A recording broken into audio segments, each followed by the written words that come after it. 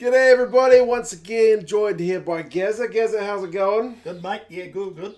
Gonna talk some all-time All Blacks. Now, Gazza, a few years ago, was it before or after your 70th birthday? Before. Before your 70th birthday. Just before. You picked an all-time All Blacks squad. Yeah. Now, this time we're doing part 2. Yeah. So we're excluding the guys who you picked in part 1. Correct. And we're doing a part 2. So if you want to see part 1, I'll put a link up there somewhere. This is part 2. So based on the guys that he's not allowed to double dip on the guys that he picked in part 1, basically. So this is kind of an all-time All Black squad, maybe the kind of squad that would go touring. A touring squad. Touring squad. All right. Let's get cracking. Fullback guy named D.B. Clark. They called him the Boot in the 1960s. The Boot Clark. All right. Don Clark, big guy, big fullback, big kicker, brave. Goal kicker or just... Yeah, goal kicker. Oh. Brave, quite quick for a big man, built like a forward. Okay. And I've never seen one like him since. Really? Yeah. Big unit. Okay. I like it. A big kicking fullback. Start things off. Second guy I picked in that position is Beauden Barrett, which needs no introduction. Mm-hmm. Player of the year twice. Mm-hmm. Brilliant player. Still a brilliant player. Coming back to New Zealand after Japan. A lot of people say he's too brilliant for his own good, but I think a lot of that is probably having the right players around him at the right time. Is he going to go down as a Hall of Fame player? Oh, definitely. Once he retires? Absolutely, yep. Okay. Yep. For wings, Jonah Lomu. And I know I didn't put him in my last one. You didn't pick Jonah in your initial squad, and that was a bit controversial. Yeah, but Jonah Lomu. He's a big player. He changed the world rugby, changed New Zealand rugby. He's a freak. He was a freak, so fast for a guy so huge. Yeah. You know, I think you lent me his biography, and he started his career as a lock. Number 8 too. Yeah, and then he shifted out to the wing. Yeah, brilliant player. Unbelievable. He played well for New Zealand, got very sick later with kidney disease. We saw him at a night not long before he passed away. Yeah, maybe 6 months or a year before he passed away. At the night market. He looked in pretty bad shape. Yeah, sad to say. But he was a brilliant player, and he'll go down in history as one of the greats. Certainly. Big. The other one I've chosen is a guy named Brian Williams, a Samoan who went to South Africa. Oh, yeah. In 1970, he was an all-time star. He's a big guy, another winger, but not as big as Jonah Lomu. But in a way, he was a very similar type of player because he scored a lot of tries. Right. Fast. A big, powerful winger. Powerful winger. Very powerful winger. Probably the closest I've seen would be Julian Sevilla. Oh, yeah. Type player. Kind of Inga Tuangamala kind of style. Yes, build. very much so. The centre I've got is a guy named Bruce Robinson, since passed away. This guy was mentioned. Why do I know his name? Bruce Robinson, blonde hair, centre. Sounds familiar. He's a cross between Will Jordan and Christian Cullen at centre. Oh, so pretty sidestepper. Fleet-footed. Yeah, fleet-footed. Yeah, very, very good player. Hard guy to bring Played down. a lot of games for New Zealand. What generation was he? What generation? Well, I think it might be in the late 60s, early 70s. Okay. Before my time. Yeah, very good player. Then after him came a guy named Frank Bunce. Oh, Frank Bunce is my childhood. Yeah, another big guy, plays second five, centre or wing. Second five, centre or wing. Versatile. Got picked in the All Blacks when he was 30. Yeah, crazy. And he played for them till he's 35, 36. This guy was probably the closest thing you could get to Joe Stanley. Right. Why did it take him so long to get his first cap? He wasn't liked. Really? He wasn't liked. Was it politics or? Well, I just think we had a lot of good players around at that time. Joe Stanley was keeping him out, and he came in the latter pages of Joe Stanley's career. Right, okay. But sometimes that happens. Big, powerful centre, second five. Okay. My first five is Andrew Mertens. Oh, yeah. Second highest point scorer for the All Blacks. Mm-hmm.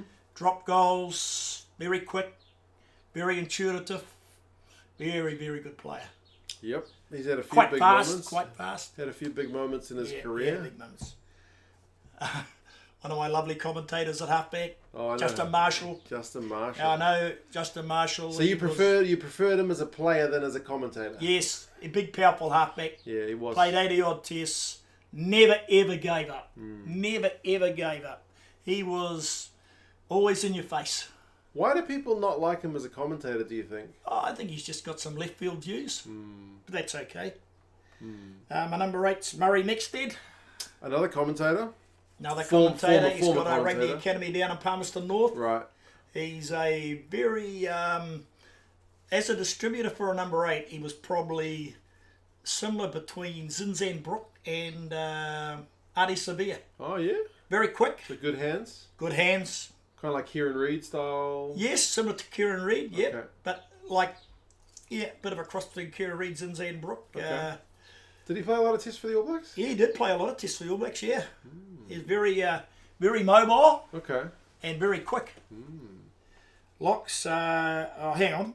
Flankers, Graham Murray, who's my captain. Who's that? Graham Murray. Graham Murray. He was in the late, in the 80s. Played a lot of games for the All Blacks. Won a lot of games for the All Blacks. Okay. Who would I compare him to today? Well, he's a very fast player. Wasn't that big. So mobile. Was he the immediate guy before Michael Jones, or is there a... I think he's the guy before Michael Jones. Okay. He was sort of like a Michael Jones, Sam K player. Okay. But very tackler, big work rate kind of thing. Huge work rate. Didn't go to South Africa because of apartheid. Okay. So did Bruce Robinson. He was the same. Second guy picks a guy named Kel Tremaine. Big, powerful number 8. Number 8 flanker like Jerome Kino. Why do I know his name? I know him. I've heard of his name. He had sons play for Hawke's Bay. Okay. Yeah, Did he do any coaching or? No, I don't think so. Okay. He was quite young when he passed away. Oh, really? Yeah. He was a big, powerful flanker, Jerome Kino. Right. Yeah, you know. Big blockbusting kind of ball carrier. We had Ian Jones as my lock. Oh, Camo. Camo. Long, lanky lock, played 79, 80 tests for the All Blacks. That's mobile. A lot back in those days, seeing as they didn't play as many games as they do now. Very mobile, very quite fast for a lock. Yeah. And quite gutsy. True. A lot of line it. Well, the other one, Scott Barrett. Oh, yeah, old dog roll. Yeah, Scott Barrett. Well, Scott Barrett, he's one of the hardest working guys I've ever seen on a rugby field. Yeah. He is just a freak. Yeah. He's that whole family is a bunch of freaks, aren't they? You couldn't leave him out of your team. Yeah. My props are Steve McDowell. Oh, yeah. Powerful, great scrummager. Yeah. Didn't take any nonsense on the field. Is that right? Yep. He's one of the ones from my childhood. Black belt at judo. Is he really? Yep. Yep. You didn't muck around. You didn't get into a fight with Steve McDowell on the field because he did a lot of martial arts and guys just did not want to mix with him. That makes sense. And not many guys. I don't see it. I only think I see him get a 1 or 2. Maybe someone like Richard Lowe would give him a go. Fisticuffs on the field. Nobody picked on him. Yeah. The other guy was Ben Franks. Oh, yeah. Should have played more games for the All Blacks. Probably should have. But he had a few injuries. Yeah. And very good scrummager. Should have gone to... I think he went to 1 or 2 World Cups, but he should have gone to a third. But I think that he went overseas to England. Yeah, that's right. And a very good player. Now, Cody Taylor's my hooker. Oh, yeah. He needs no introduction. This guy's been pretty consistent, eh? Oh, very consistent, mate. He's just he is Mr. Consistent. Scores a lot of tries. Pretty quick for a hooker. Maybe very not quick as quick for a hooker. as Dan Coles, but yeah. And he just gets on with the job. For sure. And he's not scared to speak his mind. That's right. In a very quiet, assuming manner. Yeah. My reserve hooker is a guy named Bruce McLeod. Now, this guy's in the Wilson Winteray area. Before Cal Tremaine area, yeah. Okay. He's very much like... he was a bit like a combination between Dane Coles and Cody Taylor. Oh, yeah? He didn't take nonsense. Okay. Pretty mobile? Very mobile. Didn't play that many tests for the All Blacks in those days because they were spread out. Yeah. But the ones he did play, you remembered him. Okay. He had sort of fairish hair. So is he before Fitzy? Yeah, he was just before Fitzy. Yep. Okay. He was a no-nonsense guy. Okay. He wouldn't get many, like Colin Meads type scenarios, but if you were in a scrum, you would certainly respect this guy a lot. Okay. The other one is Tony Woodcock. Oh, yeah. He scored a lot of tries for the All Blacks. Scored one in the World Cup final. Yeah, he played over 100 games. Yep. He was one of our first guys to play 100 games as well. Very mobile. Yeah. You couldn't leave him out. Yeah. The other guy I've chosen is Craig Dowd. Oh, yeah. Tall, played 60-odd tests for the All Blacks. Which is, again, a lot for his day. Yeah, he played a lot in the Olo Brown, Sean Fitzpatrick era. Quite unassuming guy, but very much a good team man. For sure. Did the job, never let you down. That's good. The other lock is Robin Brook. Oh, yeah. Now, Robin Brook is another guy you would not want to upset on the field. Really? Because he didn't get many skirmishes, but if he got into a skirmish... You knew about it. You knew about it, right? So there's there was a lot of teams that would not upset Robin Brooke because he came with a bit of a reputation as a hard nut. Right. But you had to respect him. Not over the top, but a bit Barrett-like. Okay. You just had to be, respect. That razor's edges there, eh? Yeah. Oh, yeah. And then my hair got Zinzan Brooke. Oh, yes, brother. Now this guy's an absolute... He was a phenomenal number 8. He was a bit of a freak, wasn't he? He could drop kick goals. Yeah. He would have been a superstar nowadays. Superstar, he's a superstar. If he was a player nowadays, he would have got more media. He was a superstar then. Yeah. The only reason he got in a bit late was because of Wayne Shelford, and he's in the previous one. Yeah. He was a superstar. Went to South Africa. He was tough. Yeah. He was quick. Could play flanker. And, he was a bit of a character, wasn't he? Bit of a character, bit of a show-off. Yeah. He used to needle people a little bit like Carlos Spencer. That's why I think he would love the game today. He's a superstar. With all the attention he would have got, more so than those days. The other halfback is a guy named Sid Going. This guy, short Maori guy from Northland, played heaps of games for North Auckland. Northland now, that's North Auckland then. Played for the All Blacks in South Africa and Britain, and he was a nuggety guy behind the scrum. And everybody used to say, this guy should not be playing for the All Blacks. But this guy scored so many tries around the base of the scrum and linked up with his loose forwards, you just could not leave him out. He was tough. That's what you want. And he was a tough guy, and he was not a good tackler, good defender, and very, very quick around the scrum. I've never seen anybody like him. That's what you want. Probably the closest thing I've seen to him would be Aaron Smith. Is that right? But Aaron Smith just brings a little bit more to his game. Okay.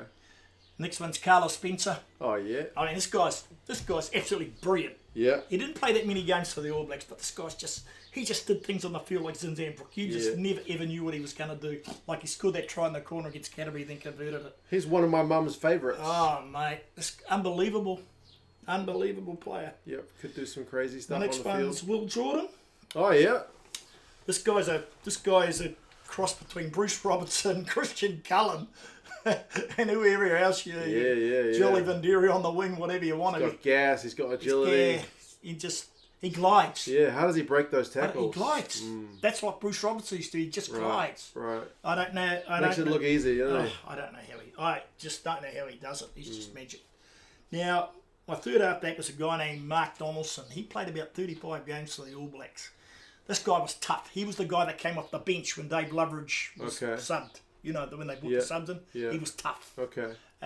Bit like a combination of Sid Going and David Loveridge. Around the base of the scrum, very good. Good link man with his backs. That's good. Very hard player. Never took a backward step. Take the big knocks. Right. Boy, he step knocked around, but he's tough. Okay. Grant Fox, the link man. Oh, yeah. Auckland another legend. kicker. Goal kicker. And we could use a guy like that these days, he's right? A really reliable goal kicker. He's the best link man I've ever seen for an All Black team. Yeah. Didn't score many tries. Yeah. The outsides used to love playing with him because they just saw ball and scored so many tries for Auckland and the All Blacks. Real kind of traditional first five. Yeah. Kicks the goals, links up with his back line. Yeah, very good player. A flanker is Ian Kirkpatrick. This guy was like Cal Tremaine, Jerome Kino, powerful down the side. Ex-All Black captain. Big unit. Yeah, big, powerful down the sideline. Scored a lot of tries for the All Blacks. Played a lot of games for the All Blacks. He was just... If you were going to tackle him, you better make sure you tackled him right because he'd just go over the top you like a steamroller. Okay. My third one, you know this guy, Alex Wiley. Oh, God. And he was a coach as well, hard coach. See, I only know him as a coach. Yeah. I never saw him as a player. He's exactly like that as a player. Right. Tough. He was... Tough as nails. He was tough as nails. He was just so... If your nickname's Grizz, you've got to be pretty tough. Grizz, yeah. You wouldn't. He's another guy you wouldn't want to pick a fight with because if you had a fight with him, you were in for a fight. You couldn't do it today. Yeah, but enforcer. Hard as nails. South Africa. Yeah. Oh, mate. I would have suited him down to the ground. I'd love to see that. And a guy who played with him was a guy named Fergie McCormick, a fullback. Okay. A good goal kicker. Good player. Bit like Grizz. A bit mean. Okay. If a back was ever going to get into a fight, this is the guy. And if you got into a fight stoush with him, like if you bowled him over to tackle hard, you better be prepared for get one in return. Wow. He's that return man. Okay. I'll get you now, but I'm going to get you later. Wow. The next one is Geordie Barrett. Oh, yeah. Another Barrett. He's a big guy as well. He's 6'5". Yeah, he's massive. He's played wing, fullback, second five, centre. First five as well. First five, you've got to have him in your squad. He's big, he'll hurt you. Big goal kicker. Hurt you. Tackler. Yeah. Brilliant player. Our next one is Ian Clark, Don Clark's brother. Went to referee a lot of games at provincial level. I don't know if I know him. Prop, no, he's in the Wilson Wainarewa area. Okay. Another tough prop. Another guy who was very fair on the field, but another guy who could stick up for himself. Very quiet achiever. Okay. And a very good lock. Played a lot of games for the All Blacks. The other hooker is Mark Hammett. Oh, yeah? Mark Hammett, coach. Coach, of course. Yeah. And he played 35 or 40 games for the All Blacks, but he played about 75 for the Crusaders. Yeah. Hard guy on the field. No nonsense. What's he up to now? Is he still coaching? He's somewhere. I think he's coaching a high school down in Christchurch. Okay. He was a very tough player. Yeah. Didn't get that many skirmishes, but another guy who had a lot of respect on the field for the way he played. He played really hard. Bit Cody Taylor-like. Okay. Yeah. All your players, you got coaches as well? Sorry? Coaches as well? Or is there, you got any more players? Or? Yeah, I've got more players. Oh, more players. Yeah, because this is a touring squad. Sure. We've got Mark Shaw. Mark Shaw. Flanker from Manawatu. That seems familiar too. Yeah. Mark Cowboy Shaw. Oh. He played for the All Blacks. Now, he's another guy in the Alex Wiley, Fergie McCormack, Okay. sort of after that era.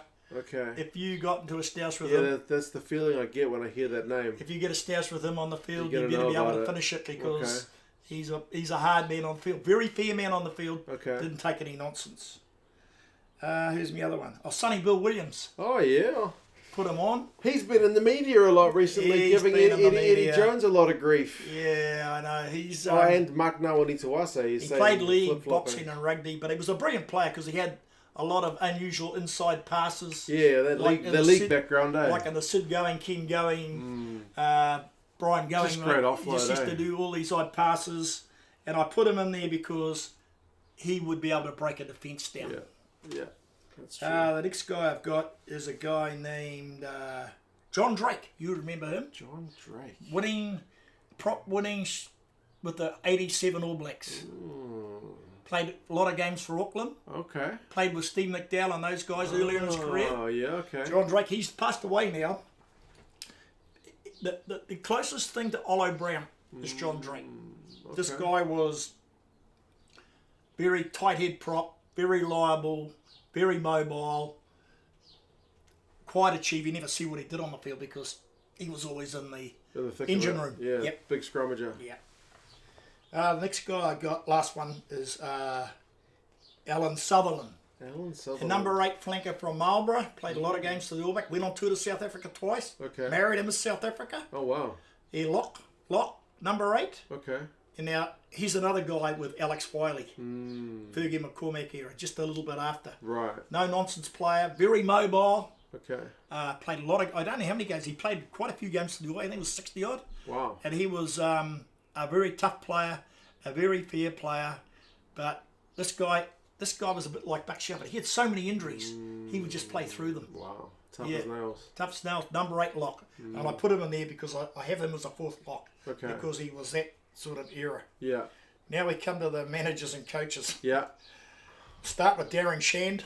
Oh, yeah. He's been with the All Blacks a long time. About 23 years. Very fair, firm, popular manager. Very popular manager.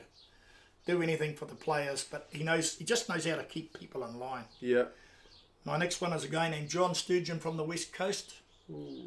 Bit probably in your younger era. Okay. And now this guy did take no nonsense.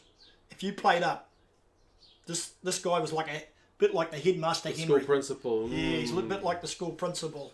He didn't take any crap from players, Okay. the media, or anybody. Very outspoken, Okay. but very Pull strict. people into line. Yeah. The next one I've taken was an ex-All Black coach. His name's Ivan Fedanovic. Now, he took over from Fred Allen Okay. in the late 60s. Yeah. 60s, early 70s. Now, this guy was a great administrator, but he was also not only a great coach, but he was a great manager. Oh, wow. Yeah, I think he managed quite a few All Black internal teams and that sort of thing. Oh, yeah. And he was a very, I thought he was, at the time, was very underrated. Okay. Because a lot of people, a guy who came in for a lot of criticism, but another guy who did a very good job with touring teams and home teams. And he also became a great administrator. Okay. And that's why I've got him as a manager, because of those qualities. Okay. Who else have I got? Oh, John Hart. Oh, yeah. Now, you can't leave out John Hart. He was a great coach. New Zealand public had a bit of a love-hate relationship with him. Yeah, well, John Hart coached with Alex Wiley, and then he had the the Laurie Mains. Yeah. Was that a bit of a north-south divide? Yeah, north-south divide. Yep. But John Hart was a very good coach. Right. Him and Alex Wiley never got on, even though they're both great coaches, but very different styles. Okay. He coached Auckland with a lot of success. Yeah. He coached the All Blacks with a lot of success. Won the first series in South Africa. Right. Now, my next one is Laurie Mains. Oh, yeah, another controversial guy. Laurie Mains was probably just about the most outspoken All Black coach I've ever seen in my life. But one thing I will give him, he could coach. And he was very hard on the players at training, like Fred Allen, took no nonsense. Yeah, I remember stories about him just thrashing players fitness-wise. Yeah, but he could coach. Right. And a lot of people didn't like him because they thought he overcoached teams. Right. But I never thought that. I always thought he was a bit, might have been a bit tough at the time. He probably would have made a good manager as well, but he was also a very good All Black coach, in my eyes anyway. The next one I'm talking about is a guy named Jack Leeson. Went on that tour of England a bit before your time. Okay. He such a popular coach. Really? Players just loved him. I don't think I've ever seen an All Black coach where players just loved the guy so much. Wow. They'd play their the hearts out for him. They'd play their hearts out for him. He was just popular. He got on with everybody. Quietly assuming guy. The media loved him, the players loved him, the country loved him. Wow. And the last one I've got is Wayne Professor Smith. Now this guy is the professor of rugby. Rugby IQ. Oh, yeah. He's unbelievable. Unbelievable. It's indescribable the amount of knowledge that this guy has. Even though he might not have been that a great All Black coach, he's still with the All Blacks and the Black Ferns now. Yeah. He's coached their Women's Tour World Cup. He's helped Henry. Yeah. Hanson and Foster. Often the brains behind the operation. And the guy has got so much information. It's just indescribable, unbelievable data. Proper rugby brain. I think that's my lot. I don't think I got anybody else. There you go. So who's the head coach of that lot? You got Laurie Mains there. You got John Hart there. The overall, Wayne Smith. Wayne Smith. So Wayne Smith's the head honcho. Yeah, because of what he's done for New Zealand rugby over the last 40 years, there's no way you could leave him out. He's got more rugby knowledge than anybody. He's probably forgotten more than we know about the game. This century. Yeah, that's it. I mean, everybody loves him. Yeah. He's just unbelievable. He is genuinely pretty universally popular. You know all about him. Exactly. All right, Gazza. Well, cheers for that. You guys let us know your thoughts on Gazza's All Black squad. Remember, there is a part 1, which I will have linked somewhere. And let us know your thoughts on some guys that he hasn't mentioned or your memories about some of the guys that he has, because I knew most of these guys. Maybe some of them I've heard the names and I've not really seen them play. If they want to get any information, they can Google them. For sure. You know, some of the earlier plays you can Google. The All Blacks database is pretty decent. The database will tell you a lot. Yes. All right, Gazza. Thank you very much for that, Mark. I appreciate it. All good. And support his channel, because he's a great guy. Oh, there you go. Cheers. That's from my own dad. Cheers, Gazza. Cheers, everybody. See you later, team. Bye.